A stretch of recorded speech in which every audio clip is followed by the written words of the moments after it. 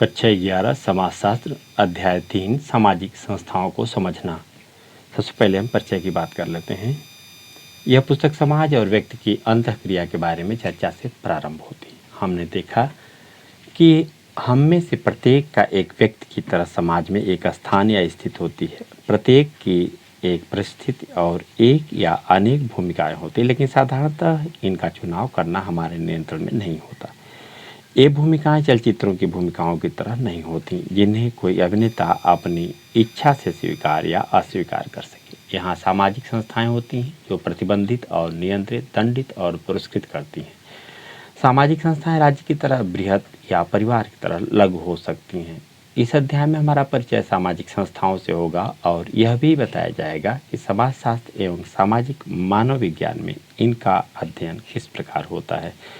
इस अध्याय में कुछ प्रमुख क्षेत्रों, जिनमें महत्वपूर्ण सामाजिक संस्थाओं, परिवार, विवाह और नातेदारी, राजनीति, अर्थव्यवस्था, धर्म, शिक्षा, इसका संक्षिप्त वर्णन किया गया है। विस्तृत अर्थ में संस्था उसे कहा जाता है जो स्थापित या कम से कम कानून या प्रथा द्वारा स्वीकृत नियमों के अनुसार कार्य करती है और उसके नियमित तथा निरंतर कार्य चालन को इन नियमों को जाने बिना समझा नहीं सकता।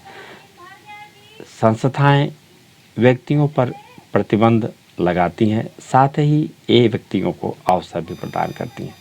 संस्थाओं को स्वयं में लक्ष्य के रूप में भी देखा जा सकता है। वास्तव में लोगों ने परिवार, धर्म, राज्य या यहाँ तक कि शिक्षा को भी अपने आप में एक लक्ष्य के रूप में माना है। विद्यार्थियों के लिए क्रियाकलाप, लोगों द्वारा परिवार, धर्म, राज्य के लिए बलिदान देने के उदाहरणों के बारे में आप विचार कर सकते हैं।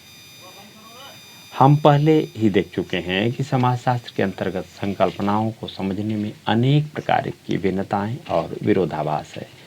हमारा परिचय प्रकार्यवादी और संघर्षवादी दृष्टिकोण से भी कराया गया है।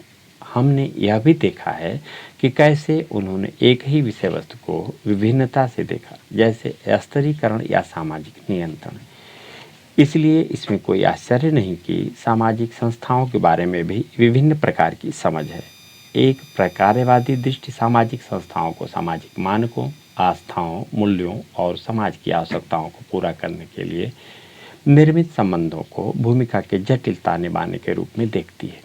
सामाजिक संस्थाएं सामाजिक जरूरतों को पूरा करने के लिए विद्यमान होती है। इस प्रकार समाज में हमें औपचारिक और अनौपचारिक सामाजिक संस्थाएं देखने को मिलती हैं, जैसे परिवार और धर्म अनौपचारिक सामाजिक संस्था के, जबकि कानून और शिक्षा औपचारिक सामाजिक संस्थाओं के उदाहरण हैं। एक संघर्षवादी दृष्टि की मान्यता है कि समाज में सभी व्यक्तियों का स्थान समान नहीं है। सभी सामाजिक संस्थाएं, चाहे वे पारिवारिक, धार्मिक, राजनीतिक, आर्थिक, कानूनी या शैक्षणिक हों, समाज के प्रभावशाली अनुभागों, चाहे वे वर्ग, जात, जनजात या लिंग के संदर्भ में हों, के हित में संचालित होती हैं। प्रभावशाली सामाजिक अनुभागों का न केवल राजनीतिक और आर्थिक संस्थाओं पर प्रभुत्व होता है, अपितु वे यह भी सुनिश्चित करते हैं कि सामाजिक वर्ग के विचार ही समाज के विचार बन जाएं। यह विचार इससे बहुत भिन्न है कि किसी समाज की सामान्य आवश्यकताएं होती हैं। जैसे जैसे आप इस अध्याय का आगे अध्ययन करेंगे, देखेंगे कि क्या आप ऐसे उदाहरणों के बारे में सोच सकते हैं कैसे सामाजिक संस्थाएं व्यक्तियों को नियंत्रित करती हैं, अवसर भी प्रदान करती हैं। आप यह भी देखें कि क्या वे समाज के विभिन्न अनुभागों पर असमान प्रभाव डालती हैं। उदाहरण के लिए हम पूछ सकते हैं, कैसे परिवार पुरुषों और महिलाओं को नियंत्रित करने के साथ साथ अवसर भी प्रदान करता है। राजनीतिक या कानूनी संस्थाएं विशेष सुविधा प्राप्त और अधिकार विहीन व्यक्तियों को कैसे प्रभावित करती हैं। परिवार, विवाह और नातेदारी। शायद परिवार जिसकी नैसर्गिक कोई अन्य सामाजिक संस्था नहीं दिखाई देती, प्रायः हम यह मानने को तैयार रहते हैं कि सभी परिवार वैसे ही होते हैं जैसे परिवार में हम रहते हैं। कोई और सामाजिक संस्था इसकी व्यापक और अपरिवर्तनीय नहीं दिखती है। समाजशास्त्र और सामाजिक मानव विज्ञान ने कई दशकों तक विभिन्न संस्कृतियों में यह दर्शाने के लिए क्षेत्रीय अनुसंधान किए कि कैसे विभिन्न समाजों में भिन्न भिन्न स्वरूप होते हुए भी परिवार, विवाह और नातेदारी संस्थाएं सभी समाजों में महत्वपूर्ण हैं। उन्होंने यह भी दर्शाया कि किस प्रकार परिवार निजी क्षेत्र, आर्थिक, राजनीतिक, सांस्कृतिक, शैक्षणिक, सार्वजनिक क्षेत्रों से संबंधित है। यह आपको पुनः याद दिला सकता है कि विभिन्न विषयों से लेन देन की आवश्यकता क्यों पड़ती है, जिसकी चर्चा हमने अध्याय 1 में की है। प्रकार्यवादियों के अनुसार परिवार अनेक महत्वपूर्ण कार्य करता है जो समाज की बुनियादी आवश्यकताएं पूरी करते हैं और सामाजिक व्यवस्था को अस्थायी बनाने में सहायता करते हैं। प्रकार्यवादी दृष्टिकोण का तर्क है कि यदि महिलाएं परिवार की देखभाल करें और पुरुष परिवार की जीविका चलाएं तो आधुनिक औद्योगिक समाज श्रेष्ठ कार्य निष्पादन करते हैं। तथा भारत में किए गए अध्ययन यह सुझाव देते हैं कि अर्थव्यवस्था के औद्योगिक प्रतिपादनों में परिवारों को मूल होने की आवश्यकता नहीं है। फिर भी यह एक उदाहरण है जिससे पता चलता है कि एक समाज के अनुभवों पर आधारित प्रवृत्ति का सामान्यीकरण नहीं किया जा सकता है। प्रकार्यवादियों के अनुसार मूल परिवार को औद्योगिक समाज की आवश्यकताएं पूरी करने वाली एक सर्वोत्तम साधन संपन्न इकाई के रूप में देखा जाता है। ऐसे परिवार में घर का एक सदस्य घर से बाहर कार्य करता है और दूसरा सदस्य घर और बच्चों की देखभाल करता है। व्यवहारिक रूप से मूल परिवार में भूमिकाओं के इस विशिष्टीकरण में पति की जीविका चलाने वाले सहायक की तथा पत्नी की घरेलू संरचना में प्रभावशाली भावनात्मक भूमिका शामिल है। इस दृष्टि पर न केवल अनुचित लिंगभेद के कारण प्रश्न किया जा सकता है, अपितु इतिहास और अनेक संस्कृतियों के आनुभविक अध्ययन दर्शाते हैं कि यह सत्य नहीं है। वास्तव में आप कार्य और अर्थव्यवस्था की चर्चा में देखेंगे कि वस्त्र निर्यात जैसे समकालीन उद्योग में महिलाएं श्रमिक बल का बहुत बड़ा हिस्सा है। इस तरह का विभाजन यह भी सुझाता है कि पुरुष की आवश्यक रूप से परिवार के मुखिया है, पुरुष ही आप बॉक्स दर्शाता है, यह अनिवार्यता सत्य नहीं है। महिला प्रधान घर, जब पुरुष नगरीय क्षेत्रों में चले जाते हैं तो महिलाओं को हल चलाना पड़ता है और खेतों के कार्यों का प्रबंध करना पड़ता है। कई बार वे अपने परिवार का एकमात्र भरण पोषण करने वाली बन जाती हैं। ऐसे परिवारों को महिला प्रधान घर कहा जाता है। विधवापन भी ऐसी पारिवारिक व्यवस्था बना सकता है। यह स्थिति पुरुषों द्वारा दूसरा विवाह करने तथा अपनी पत्नियों, बच्चों और अन्य आश्रितों को धन न भेजने के कारण भी बन सकती है। ऐसी स्थिति में महिला को अपने परिवार की देखभाल सुनिश्चित करनी पड़ती है। दक्षिण पूर्व महाराष्ट्र और उत्तरी आंध्र प्रदेश में कोलम जनजाति समुदाय में महिला प्रधान घर एक स्वीकृत मानक है। परिवार के स्वरूपों में परिवर्तन, भारत में एक मुख्य बहस मूल परिवार से संयुक्त परिवार की ओर बदलाव के बारे में है। हमने पहले भी देखा है कि समाजशास्त्र कैसे सामान्य बौद्धिक प्रभावों पर प्रश्न खड़ा करता है। तथ्य यह है कि भारत में मूल परिवार पहले से ही विशेषतः अभावग्रस्त जातियों और वर्गों में हमेशा विद्यमान रहे हैं। समाजशास्त्री एम शाह का कथन है कि स्वतंत्रता के बाद परिवार भारत में संयुक्त परिवार में निरंतर वृद्धि हुई है। उनके द्वारा इसका मुख्य कारक है भारत में औसत आय में वृद्धि होना। पुरुषों की आय में यह वृद्धि 1941-50 से 1981-85 के दौरान 32.5 से 55.4 वर्ष तथा महिलाओं की आयु में 31.7 से 55.7 वर्ष हो गई थी। इसके परिणाम स्वरूप बुजुर्ग लोगों 60 वर्ष या उससे अधिक आयु की संख्या में काफ़ी वृद्धि हो गई थी। शाह लिखते हैं कि हमें यह पूछना होगा कि ये वृद्धि किस तरह के घरों में रहते हैं। मैं यह मानता हूँ कि उनमें से अधिकतर संयुक्त घरों में रहते हैं। यह पुनः एक व्यापक सामान्यीकरण है, लेकिन समाजशास्त्रीय दृष्टिकोण हमें यह सामान्य बौद्धिक प्रभाव पर आंख बंद कर विश्वास करने के विरुद्ध सावधान करता है कि संयुक्त परिवार तेजी से कम हो रहे हैं। यह हमें सावधानीपूर्वक तुलनात्मक और आनुभाविक अध्ययनों की आवश्यकता के प्रति भी सतर्क करता है। अध्ययनों से पता चलता है कि किस प्रकार विभिन्न समाजों में परिवार के विभिन्न स्वरूप पाए जाते हैं। आवास के नियम के अनुसार कुछ समाज अपने विवाह और पारिवारिक प्रथाओं में मात्र स्थानिक हैं और कुछ प्रतिस्थानिक। मातृस्थानिक परिवार में नवदंपति पत्नी के अभिभावकों के साथ रहते हैं, जबकि दूसरी स्थिति में नवदंपति पति के अभिभावकों के साथ रहते हैं। प्रतितंत्रात्मक परिवार संरचनाओं में अधिकार और प्रभाव पुरुषों के पास होते हैं, जबकि मातृतंत्रात्मक परिवारों में निर्णय लेने में महिलाओं की प्रमुख भूमिका होती है। मातृवंशीय समाज मौजूद है, पर मातृतंत्रीय समाजों के बारे में यह दावा नहीं किया जा सकता। परिवार अन्य सामाजिक क्षेत्रों और पारिवारिक परिवर्तनों से संबंधित होते हैं। हमारे दैनिक जीवन में प्रायः हम परिवार को अन्य क्षेत्रों जैसे आर्थिक या राजनीतिक से भिन्न और अलग देखते हैं। फिर भी आप स्वयं देखेंगे कि परिवार गृह, उनकी संरचना और मानक बाकी समाज से गहरे जुड़े हुए हैं।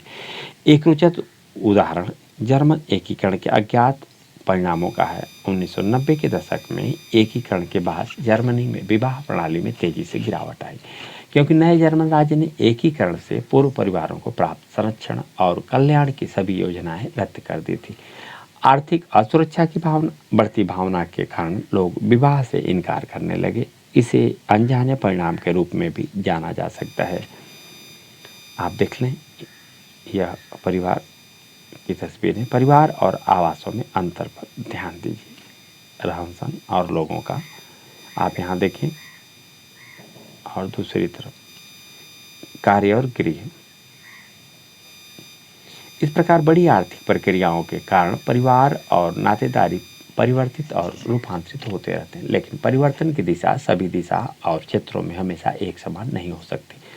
हालांकि इस परिवर्तन का यह भी अर्थ नहीं है कि पिछले मानक और संरचना पूरी तरह से नष्ट हो गई है। परिवर्तन और निरंतरता सहवर्ती होते हैं।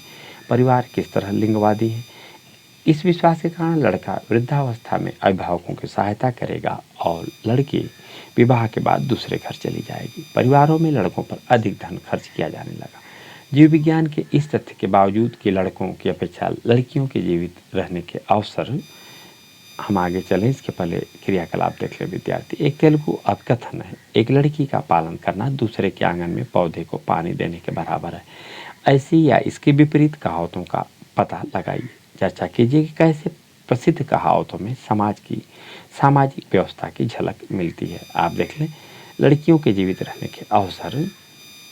आप देख लें, भारत में 1901 से 2011 के बीच लिंगानुपात किस प्रकार से परिवर्तन होता रहा, आप देख सकते हैं। यहाँ पर आप देखें कि लिंगानुपात 1901 में 1000 के वनस्पत 972 बेटियाँ, एक क्रम है 1901 से लेके 2011 के बीच में। किस प्रकार से आप देखेंगे, 1 में और 11, 21 और 31 में लगातार घटती गई है, और 51 में थोड़ी सी सुधरी है, 61 में फिर से गिरी है, 71 और 81 में अपेक्षाकृत जो थी उससे कुछ ऊंचा हुई, फिर गिरी और 2001 में भी गिरी और 2011 में आकर के थोड़ी सी संभली। परंतु 1901 से लेकर 2011 के बीच में औसतन लिंगानुपात लगातार घटता ही जा रहा है। कन्या भ्रूण हत्या घटनाओं में लिंगानुपात में एकाएक गिरावट होने लगी। बाल लिंगानुपात 1991 में प्रति 1000 लड़कों पर 934 से कम होकर 2001 में 927 हो गया। बाल लिंगानुपात में प्रतिशत गिरावट अत्यधिक चौंकाने वाली है। समृद्ध राज्यों जैसे पंजाब, हरियाणा, महाराष्ट्र और पश्चिमी उत्तर प्रदेश में स्थिति और भी अधिक खराब है। पंजाब में प्रति 1000 लड़कों के अनुपात में लड़कियों का अनुपात 793 हो गया है। पंजाब और हरियाणा के कुछ जिलों में यह 700 से भी कम हो गया है। भारत में अल्पायु समूह में लड़कियों की मृत्यु दर लड़कों से कहीं अधिक थी। विवाह संस्था। ऐतिहासिक रूप से विभिन्न समाजों में विवाह के व्यापक विभिन्न रूप पाए जाते हैं। यह विभिन्न प्रकार के कार्य निष्पादन के लिए भी जाना जाता है। वास्तव में विवाह साथी की क्रियाकलाप। विभिन्न समाजों द्वारा विवाह के लिए साथियों की तलाश किए जाने वाले विभिन्न तरीकों का पता लगाइए। विवाह साथी की आप देखें खोज का तरीका अनेक विस्मयकारी साधनों और प्रथाओं को उजागर करता है। विवाह के रूप। विवाह के अनेक रूप हैं। इन रूपों को विवाह करने वाले साथियों की संख्या और कौन किससे विवाह कर सकता है को नियंत्रित किए जाने वाले नियमों के आधार पर पहचाना जा सकता है। वैधानिक रूप से विवाह करने वाले साथियों की संख्या के संदर्भ में विवाह के 2 रूप पाए जाते हैं। एक विवाह, वह विवाह। एक विवाह प्रथा एक व्यक्ति को एक समय में एक ही साथी तक सीमित रखती है।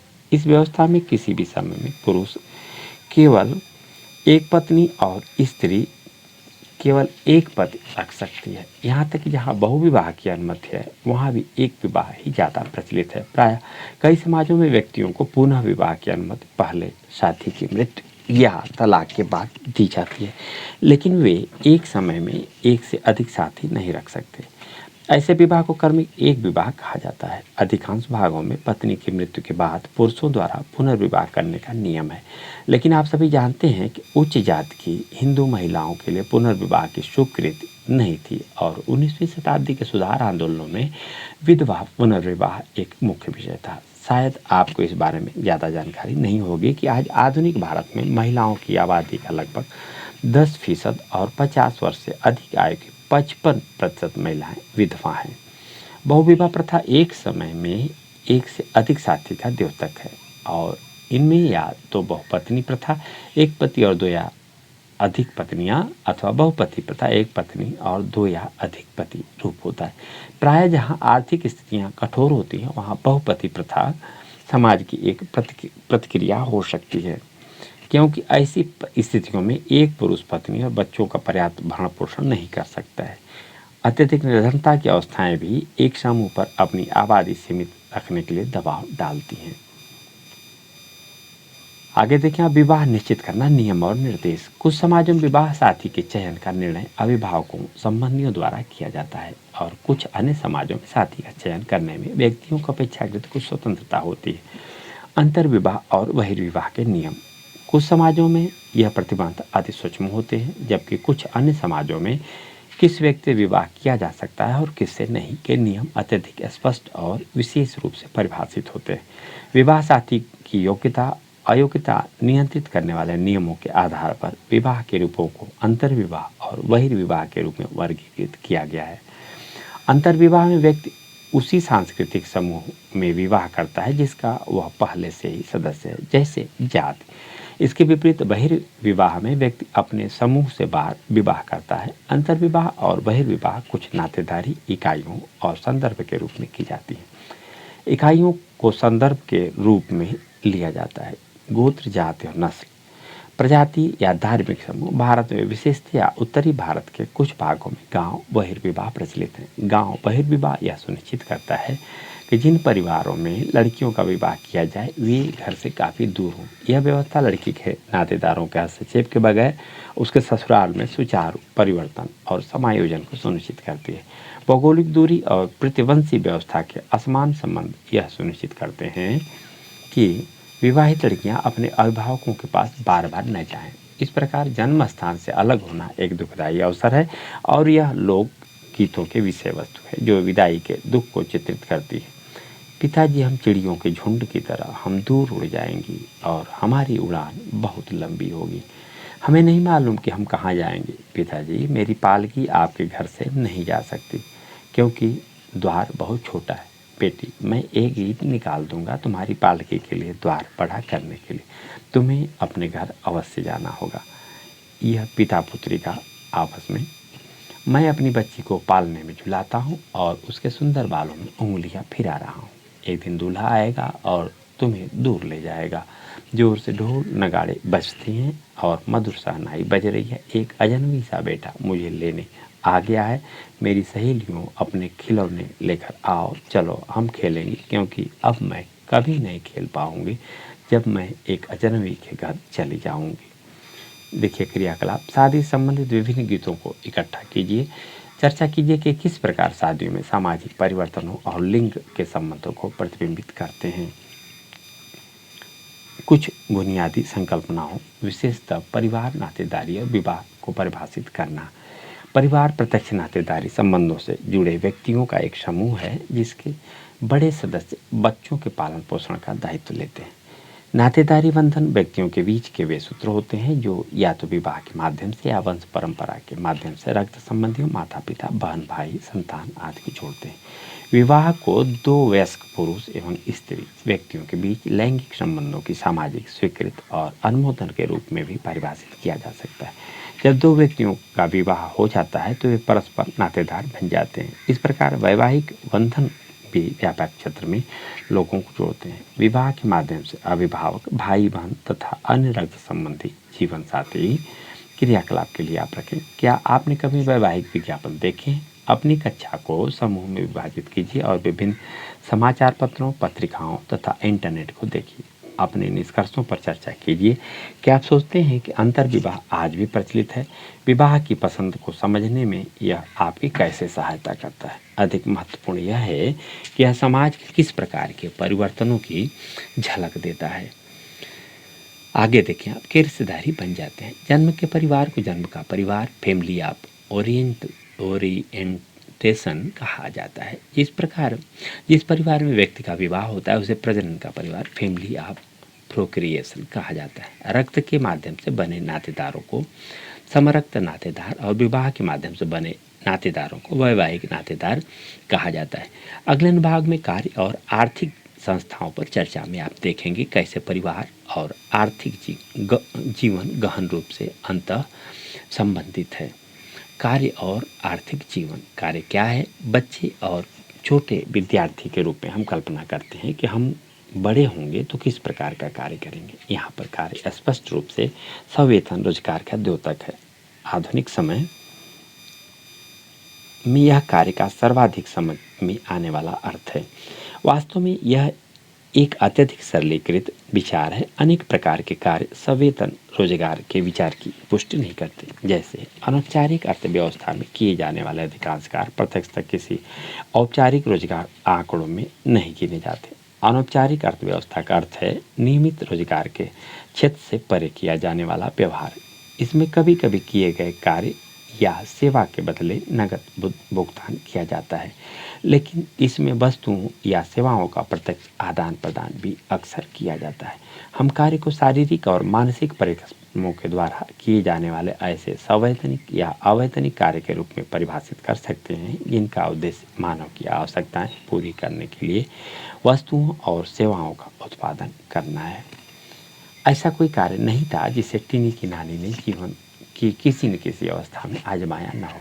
अपना कप उठाने की आय से ही उसने प्रतिदिन 2 वक्त भोजन और पहनने के वस्त्र के बदले लोगों के घरों में विभिन्न तरह के बेमेल कार्य करना आरंभ कर दिया था। बेमेल कार्यों का सही अर्थ क्या है ये वे ही जान सकते हैं जिन्होंने हंसने और दूसरे बच्चों के साथ खेलने की आय में वे कार्य किए हैं। बच्चे का झुंझुना हिलाने से लेकर स्वामी के सिर की मालिश करने तक सभी नीरस कार्य बेमेल कार्य में आ सकते हैं। अपने परीक्षण या साहित्य से या यहाँ तक कि फिल्मों से भी इस प्रकार किए गए विभिन्न प्रकार के कार्यों का पता लगाइए और चर्चा कीजिए। सामाजिक संस्थाओं को समझना। ये देखें, आप बेटियां कंप्यूटर पर बैठ करके पढ़ाई कर रही हैं, दूसरी तरफ ये देखें जीवन आप, और यहाँ देखें कार्यों के प्रकार, क्रियाकलाप आप देखें। ग्राम आधारित व्यवसायों में लगे भारतीयों की संख्या ज्ञात कीजिए। उन व्यवसायों की एक सूची बनाइए। कार्य के आधुनिक रूप और तरफ विभाजन। पूर्व आधुनिक समाज में अधिकतर लोग खेतों में कार्य करते थे या पशुओं की देखभाल करते थे। औद्योगिक रूप से विकसित समाज में जनसंख्या का बहुत छोटा भाग कृषि कार्यों में लगा हुआ है और स्वयं कृषि का भी औद्योगिकरण हो गया है। इसका कार्य मानव द्वारा करने की अपेक्षा अधिकांशतः मशीनों द्वारा किया जाने लगा है। भारत जैसे देश में आज भी अधिकतर जनसंख्या ग्रामीण और कृषि कार्यों में या अन्य ग्राम आधारित व्यवसायों में लगी हुई है।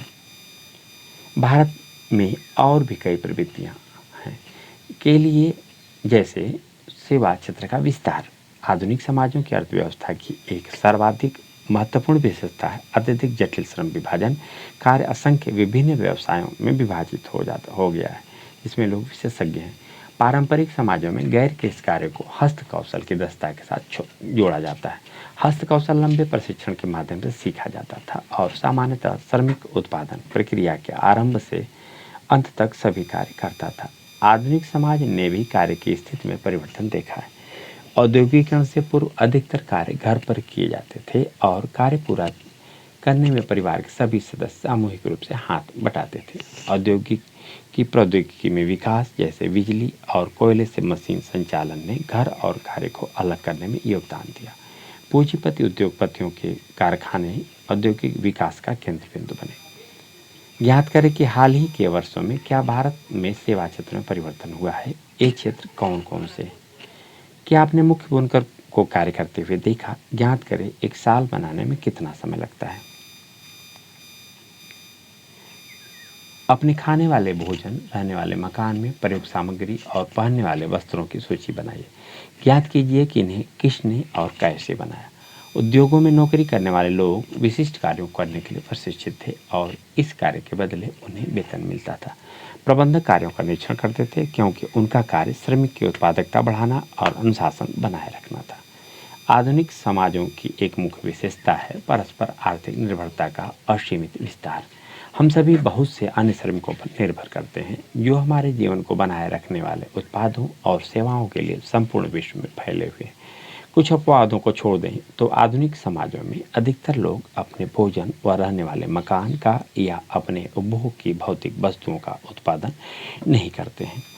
कार्य रूपांतरण। औद्योगिक प्रक्रियाएं उन सरल संक्रियाओं में विभाजित हो गईं जिनका सही समय निर्धारण, संगठन और निगरानी की जा सकती थी। थोक उत्पादन के लिए थोक बाजारों की आवश्यकता होती है। साथ ही उत्पादन की प्रक्रिया में कई नव परिवर्तन हुए। शायद इनमें सबसे महत्वपूर्ण, आप देखें यह तस्वीरें विभिन्न गतिविधियों की, कार्य की। चित्रों के दो समुच्चयों में दिए गए उत्पाद के दो विभिन्न प्रकारों की चर्चा करें। कारखाने में कपड़ा उत्पादन। यह तस्वीर देखें खेती किसानी की। दूसरी तरफ यह भी उसी से जुड़ी हुई है, मशीनों का इस्तेमाल हो रहा है और व्यक्ति किस तरह गाँव में धान की कटाई।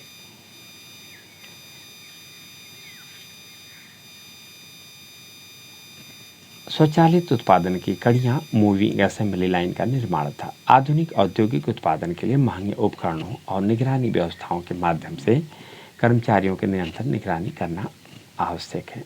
पिछले कई दशकों से उदार उत्पादन और कार्य के विकेंद्रीकरण की तरफ झुका हुआ है।